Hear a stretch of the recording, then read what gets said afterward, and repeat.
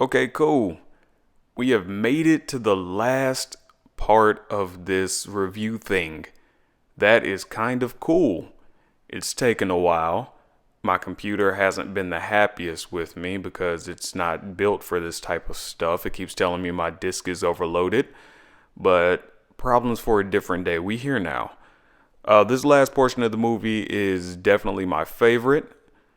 I like how the addiction storyline theme that we got going here kind of advances and gets wrapped up. But there's also something about this last portion of the movie that I really don't care for. So instead of me rambling vaguely about it, let's actually get kicking.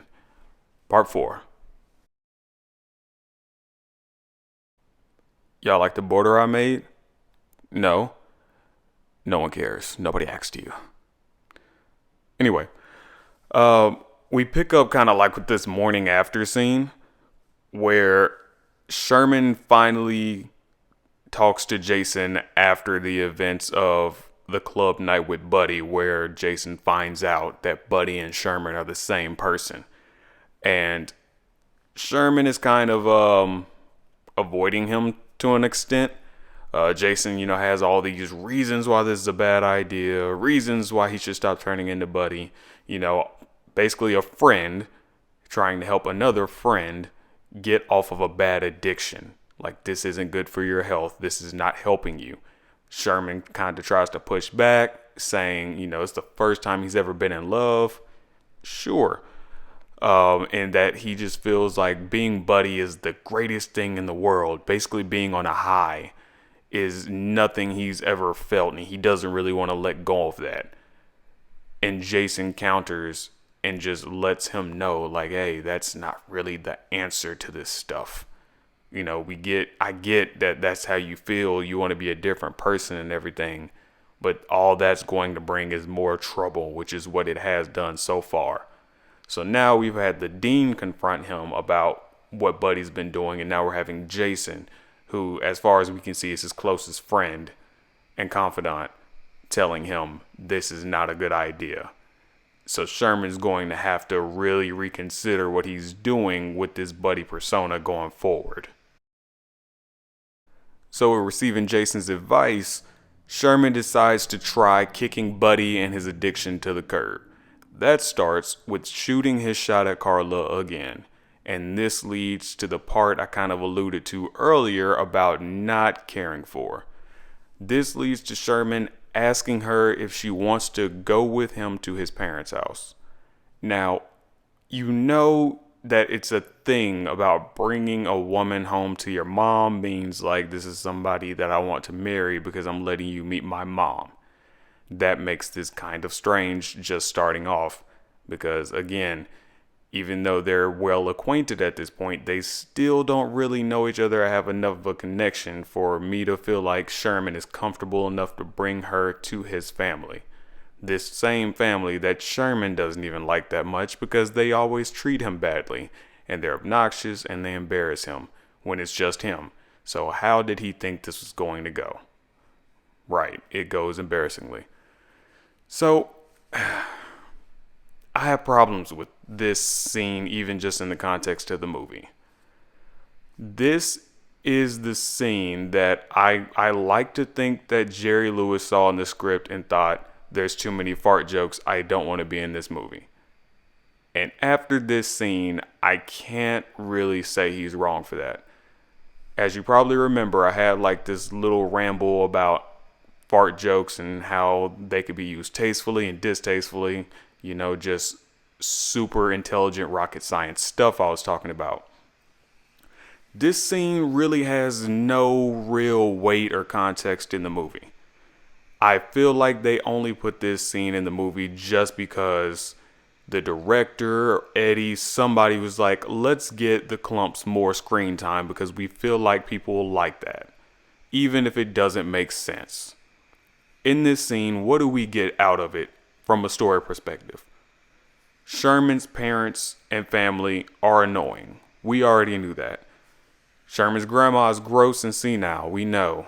Sherman's dad is outrageous and obnoxious. We know.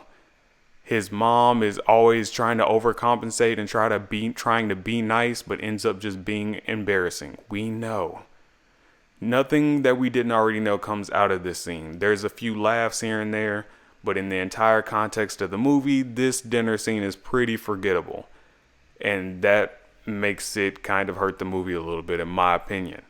Carla, being the cardboard cutout character that she is, doesn't even talk in this scene. She doesn't really do anything. She speaks when spoken to, and other than that, she's just looking around like she's just there.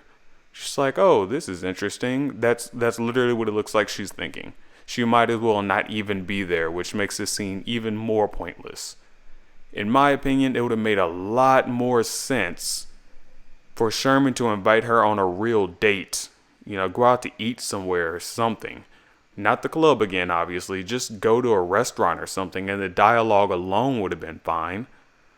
Because after this scene, it's followed up with Sherman talking to Carla and her apologizing, saying she had Buddy on her mind the entire time. We have no reason to believe that because you don't talk. You just sit there looking around like you're amused or something. So it kind of throws a wrench in the story for me, but hey, we get more clumps. People thought it was funny. It led to a sequel, right? But yeah, that's my little tangent on this scene. Wish it was something different or at least had more weight other than Sherman's being embarrassed by his family again. But hey, that's what happened. Let's move on. Now, remember when I said Sherman talking up Buddy to Carla was basically him throwing an alley-oop to himself? Well, in this scene after the dinner where Carla is claiming that she was thinking about Buddy the entire time, she is, I'm not even going to say essentially, she is straight up friend zoning Sherman for himself, for Buddy. And I just want to say, I personally think this is a great way or a great reason for Sherman to relapse. For him to say, Jason, I tried to get off the drugs and be myself, but I just got another reminder that that's not good enough. I'm not good enough.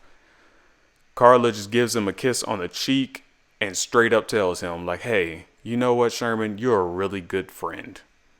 Which, it's very understandable why that would make Sherman say, well, tried it, didn't work. Let me go get some more formula because this is just clearly not cutting it. She's straight up telling me she loves Buddy and not me. So I have to keep being Buddy for people to like me, for me to have a woman.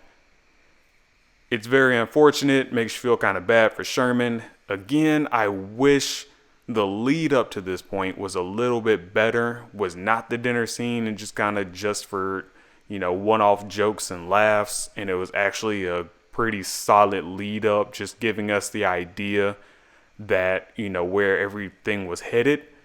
But this works. Okay. We get it. We know exactly how Sherman feels at this point, and now there's only chaos to come, and I love it. Now this next scene, when Sherman succumbs to his id and becomes Buddy once more, is hilarious. I know I say that all the time, but this is hilarious, just like every other time that I've said it. Don't try me. Sherman turns back into Buddy willingly in the same lab as Jason. And I believe I've said before in one of these videos how much I love the Buddy versus Jason dynamic. I cannot tell you for sure if I've already said that, but if I haven't, I do. And this is round 2 of Buddy versus Jason. And I love it. Jason confronts him and tries to talk to him like Sherman is still inside of there and is just being taken over. And Buddy plays right into this and tricks him into walking into a closet and locks him in there. And then just does this evil, corny laugh and runs away. And it's perfect. It's short. It's funny. Eddie is at his absolute best, and I love it. This is one of my favorite scenes in the movie. This scene leads to Buddy trying to immediately hook back up with Carla, which works because she's Carla and she's only there for being a plot device. He somehow breaks into her apartment or home and leaves like hundreds of gifts. How did he do that? I don't know. Maybe other people helped him break in, and he had like an assembly line of people just coming in with the presents that he used Sherman's credit card for. I don't know. I'm not going to speculate further because then we'll be here way too long. And she looks at all the presents. She sees a little card that he left her, and she's like, oh, Buddy's back. Yay. And he takes her on a date at the place that Sherman is supposed to be meeting the dean and the other old white guy who's supposed to be giving them the grant. So yay, more conflict. I love it. Now we're at the part of the story where Sherman's life starts crashing and burning. Buddy takes Carla to the Ritz, the hotel where he's supposed to be demonstrating or talking about his formula to Harlan Hartley, the rich white guy who's going to give the grant to the school. And he brings her with the intent of having sex with her and losing his and Sherman's virginity. She didn't know that, but when she finds out about it, she ends up being fine with it because it's Carla. Honestly, what'd you expect? And of course, they end up running into the dean.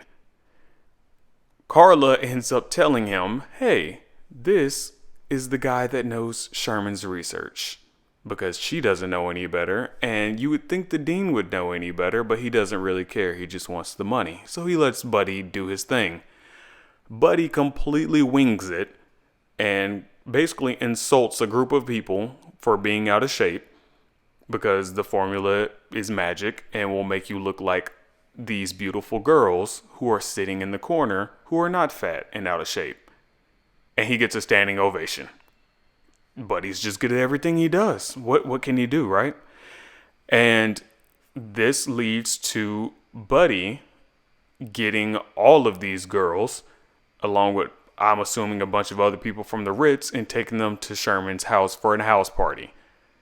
Can you tell that Sherman is no longer in the equation? The Buddy meter is pretty full at this point. Buddy is his own guy with his own plans, and Sherman is not in them. He even brushes off Carla at this point because he'd rather have, I'm not going to say what he said, but he would rather have 3 women than 1. We'll just leave it at that. And so he goes home, he trashes Sherman's house, and he ends up having a 3 foursome. How does that work? He ends up having a foursome, him and 3 other girls, and records it, basically. That's a way to lose your virginity. Yeah, he ends up having a foursome. Sherman wakes up the next morning, realizing that he lost his virginity, and that Carla is knocking and entering in his house, even though she's never been there before. Like, y'all are not that close. Why are you doing this?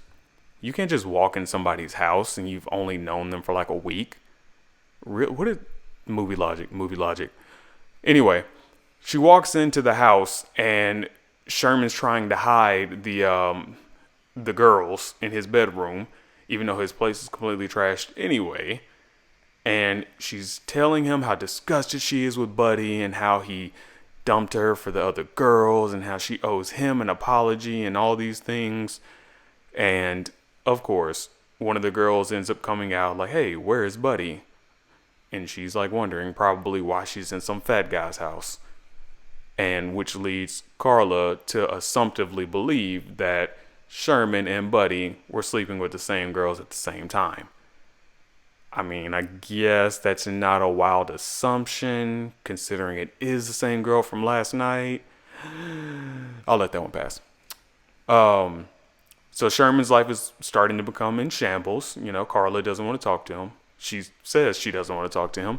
He finds an eviction notice on his door for partying too loud. His neighbor didn't appreciate it. And then to top it all off with this wonderful chaos, Jason runs in and lets him know, hey, you need to get to the lab like right now. It's okay for Jason to do that because Sherman knows Jason. And I'm assuming they've known each other for a while. It's weird when Carla does it. Carla, stop. We're in the end game now. Sherman has lost his job because of Buddy. He didn't show up for the meeting that was set up after he promised he would, but Buddy was there. So, remember when we talked about how you make the biggest, most desperate decisions when you're at your lowest point? That's what caused Sherman to become Buddy in the first place. Now he's at his lowest point again, and he's making the opposite decision to not be Buddy anymore because that's what's causing all of these terrible things to happen. Now, I really like this. I like that this is what it has to get to for Sherman to decide to stop taking the formula. Because if you know anything about drug addictions in real life, you can't really kick an addiction because somebody else wants you to. Jason mentioned that he needed to do it. The dean mentioned how he's going out of control. He's showing up late for class. He's spending money that he doesn't have. But none of those things stopped Sherman from eventually choosing to still be Buddy. You can't really kick an addiction or become the better person unless you really want to inside. It comes from self. You have to choose to make that decision. Nobody else can do that for you. And that's what happens here. Sherman has to get down to a very low point again, lose his job, lose his love interest, his about to get kicked out of his house for him to think, okay, maybe I should stop. And so he does. And he goes home, he's depressed, and like we saw earlier, he's eating out of depression. And he finds out that Buddy filmed himself at home in his bed with these girls, which is why I mentioned earlier. He probably filmed himself having the foursome, the legendary foursome we spoke of, but that isn't shown. That's just me assuming. That's my headcanon. But he basically taunts Sherman. He's playing 4D chess. He's like 3 steps ahead. He's taunting Sherman, saying he's not going to do anything about it, which fires Sherman up to do something about it. He goes to the lab. He's like, hey, I'm going to go to the alumni ball that's tonight. I'm going to clear my name. I'm going to tell the truth and tell everybody that I'm sorry. And he basically falls into a trap that Buddy had already set for him. This is how far up in the Buddy meter he is. He's like 110%. He's so much of his own person, so much of his own antagonistic force that he literally already planned for when he turns back into Sherman. This is how I'm going to become just Buddy. No Sherman, just Buddy. I find it interesting that Buddy can access and use memories and knowledge from Sherman, but Sherman can't do the same. He can only remember very vague, specific instances from his time as Buddy. I kind of like this because Buddy uses it to his advantage very well, and this is the best example of it here at the end, where Buddy manipulates Sherman into going back on a diet and drinking one of the diet shakes that he has that Buddy has spiked with the formula. So he's basically assuring himself that he's going to get another crack at it. This turns into another round of our favorite, Buddy versus Jason. Buddy takes the time to explain to him his evil plan because he's so confident in himself, he's the id, that he's going to drink so much formula that it's going to prevent him from ever turning back into Sherman. Almost like the Hulk refusing to turn back into Bruce Banner in Thor Ragnarok, if you've seen that movie.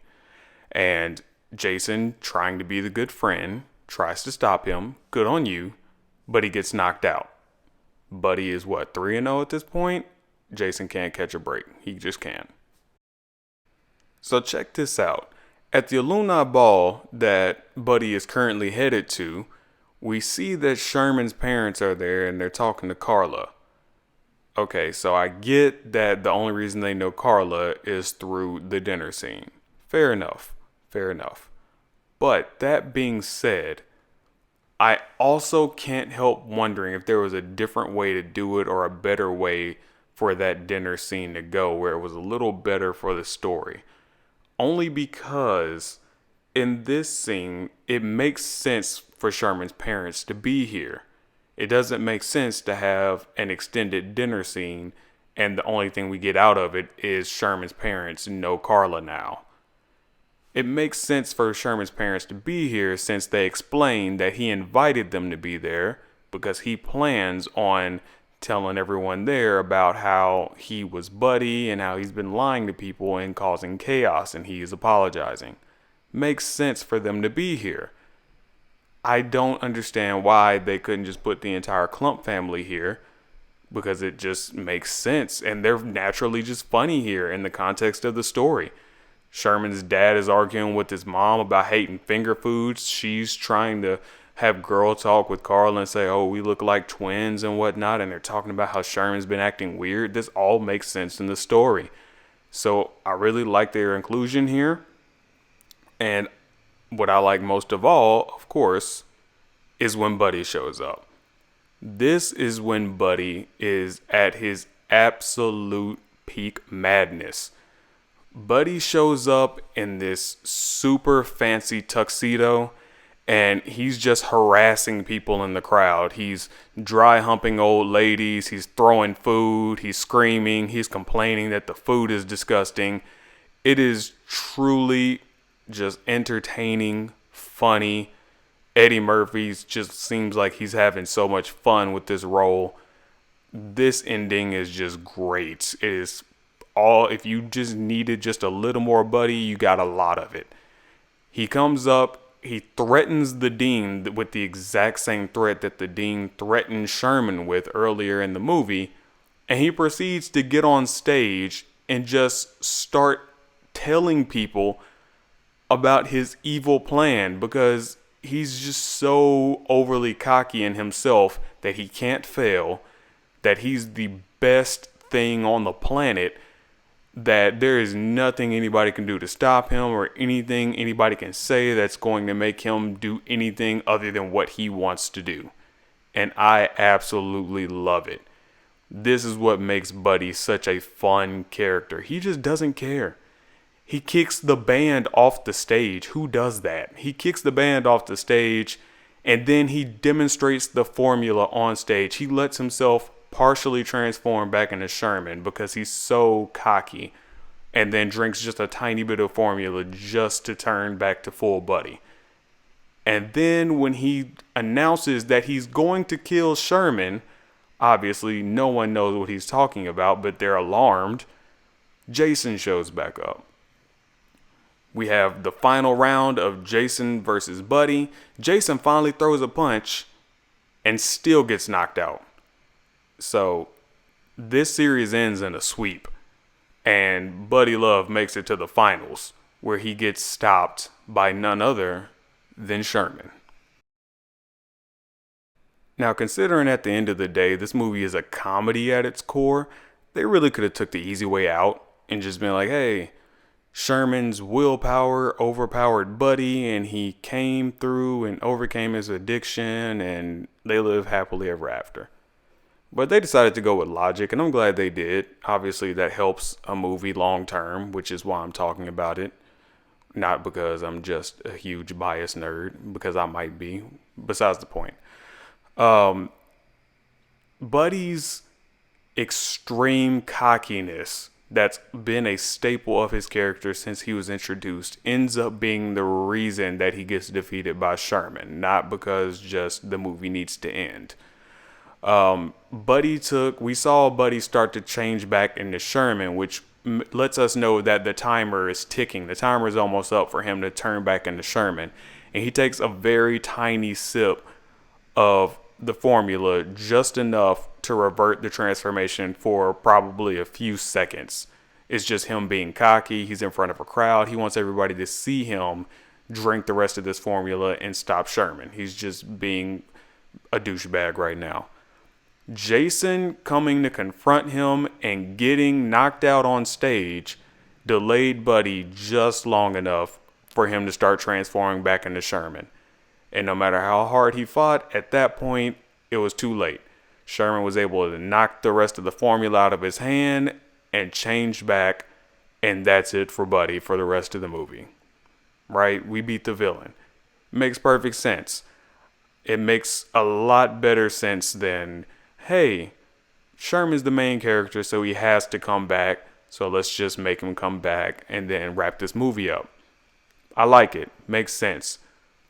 So Sherman comes back and he gives a really, really good speech, in my opinion, which basically kind of sums up the whole addiction thing I've been talking about so much that you're probably sick of hearing me say. And again, they didn't take the super generic, we got to put in the moral of the story right here at the end route. It made sense because Sherman wanted to be here to apologize to begin with, but now he has even more things to apologize. So we know he feels like crap. So he stands in front of all of these people and he has to explain, hey, I started becoming Buddy because I thought everybody liked Buddy and nobody liked me.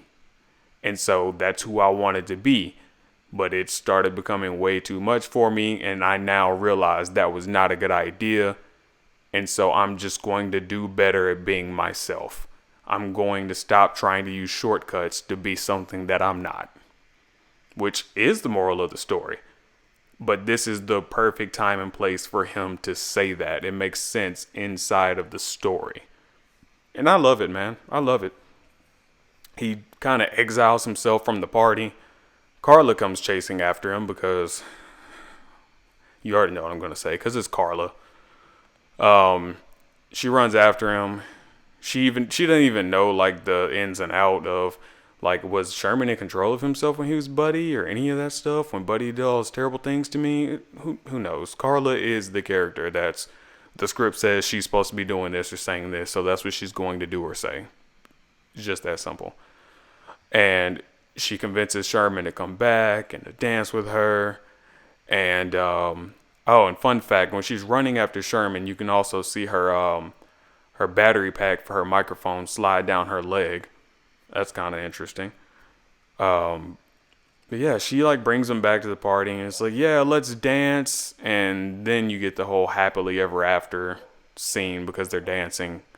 So really, when you actually look at this film and analyze everything that happens, Sherman doesn't really win at the end. For the entire movie, he's trying to get the girl. At the end, he knows that he's friend zoned. He's not going to get the girl, but at least he got a kiss on the cheek and a dance as a consolation. And he got to keep his job. That's it. So honestly, the only thing he gained out of this entire ordeal is a little more self-confidence because he recognizes that trying anything else isn't going to help him. Yep. Though the story doesn't really spin it that way, they treat it as a happily ever after. That is the fact of the matter, that Sherman doesn't get the girl and he just has to live the rest of his life until the sequel, knowing that he's fat and he's going to always be fat to an extent, and life is not always going to be great for him. So that's something, I kind of wish the story did steer that way just a little bit more, instead of just pretending like, yay, everything's fine and eternal happiness and let's end with this musical number. But it's a comedy, right? It's a comedy. Can't expect everything to just be done a certain way. And this is just me being subjective, since if you can't tell, this is kind of my final thoughts here. And speaking of final thoughts, just going through the characters themselves, obviously I'm sure you can tell by just how I've talked about everything in this review, Sherman and Buddy are clearly my favorites. They drive this entire movie. Their duality is great. How they play off of each other's strengths and weaknesses are great, or mainly, I guess, Buddy on Sherman's weaknesses. And Eddie Murphy just brings life and energy and charisma to this movie. And if anybody else that is, in a similar vein to Eddie Murphy, as far as just like, popular black comedians in the 90s would have been in this role, this movie would not be as great as it is, in my opinion. Someone like Martin Lawrence or even Dave Chappelle at this time, they wouldn't have been able to make this movie what it is. I'm not going to say much about Carla Purdy. I've said it way too many times. I wish she would have got a better script, or her character was written a little better with more to say, more to do, because she's just there. She's just a person that her name was probably love interest until they shot the first scene and realized she needed a name. So I have nothing to say about that. Jada, sorry. Tell Tupac, don't haunt me. It is what it is. And everyone else was solid. But Eddie obviously just steals the show no matter who he's playing and what scene he's in. And I'm not saying that just because I'm a huge Eddie Murphy fanboy, but that might be part of the reason, but it's not the entire reason. But wrapping this up, because I will keep rambling forever because I can't stay on topic. As far as the movie itself, you know how I feel about this movie at this point on a personal level. If I have to give this movie a grade on how I personally feel on it with all bias in it, it's going to get an A+ every single time. It doesn't matter. I can watch this movie over and over and over again and not get bored. That's not fair. But since the entire point of this review, analysis, whatever you want to call it, was for me to look at it objectively for the first time ever in my biased life, if I had to give this movie just a straight up score as a comedy and not as a fanboy, I think I would give this movie a B, all things considered. Just keeping in mind the fact that this is a comedy, that looking at the actual story, does the story make sense? Do the characters instill any kind of emotion in me? And for the most part, this movie does its job of what it's supposed to do, and a little bit more in some areas. It hits you in your emotions at certain points, which you wouldn't expect for a comedy. It makes you laugh like a comedy is supposed to do, with clever jokes. But then on the cons, it also has times where it's like, okay, we got a little too obnoxious, where it's just kind of not funny. AKA the second clump dinner scene, where it's like, is this scene really necessary to the plot? Why is Sherman's dad farting again? It was funny the first time, but now it's just like, why is this happening? And then Carla. So all in all, this movie is great no matter how I look at it. It really is. I hope you enjoyed me rambling through this movie for probably over an hour with all these parts put together. I appreciate your time. I hope you're having a great day. I hope you continue to have great days. And if you've seen this movie, if you love this movie, if you hate this movie, I would love for you to leave a comment. Tell me what you like about it, what you hate about it, or what you hate about me, or what you love about my voice. Anything is welcome. Again, thanks for watching. I'm going to come up with something else to talk about. Have a good one.